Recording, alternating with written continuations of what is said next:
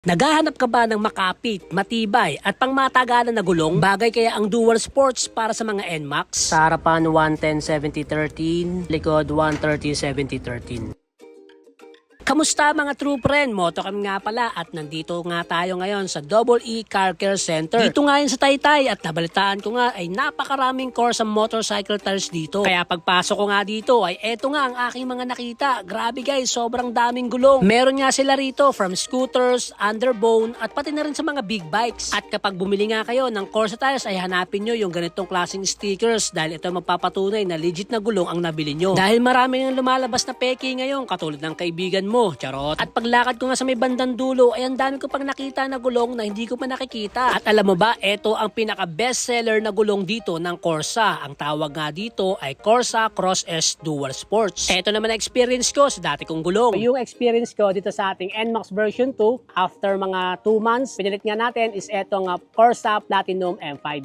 Pagkapalit nga natin ng gulong, sumali naman tayo sa Cordillera Adventure Tour. Tumakbo tayo ng around 215 kilometers. So, dun na nagumpisa yung Cordillera Adventure Tour Level 1. Dahil nga dito, iikot tayo ng Cordillera at babalik ulit tayo ng Baguio. Meron tong 4,816 na curves, yung mga kurbahan, yung mga twisties, and around 537 kilometers. Abot na siya ng 1,000 plus kilometers. So, around mga 600 kilometers din tinakbo natin from Baguio to Baguio. Kasi nga, Baguio, Cordillera, and then Baguio ulit, and then uwi ng Pasig City. Almost 600 kilometers, no? And then after nun, sumabak naman tayo sa Scooter King. Ito pa rin yung gamit natin. At the same time, yung gulong pa rin natin. At ito nga, Vitor Endurance. At ito pa rin, Corsa Platinum M5 ang gagamitin natin. Sa mga pinagdaanan natin ng mga bundok, twisties, iba't ibang klaseng kalsada, okay na okay yung performance itong ating Corsa M5. Kaya naman, sulit na sulit talaga. 12,637 na ang tinakbo ng ating Corsa M5. Ayan, nakikita natin dito yung kanyang indicator. Medyo sumasagad na siya, no? Parang malapit na niya maabot. Kaya saktong-sakto lang na magpapalit na tayo. So yung mga gulong kasi natin may mga indicator yan eh. So doon natin makikita kung kailangan na ba siyang palitan. Sa 12,000 kilometers, pwede na. Para sa mga naka-NMAX, ito yung size. Sa harapan 110-70-13, sa likod 130-70-13. So ito yung thread niya, ang kapal oh.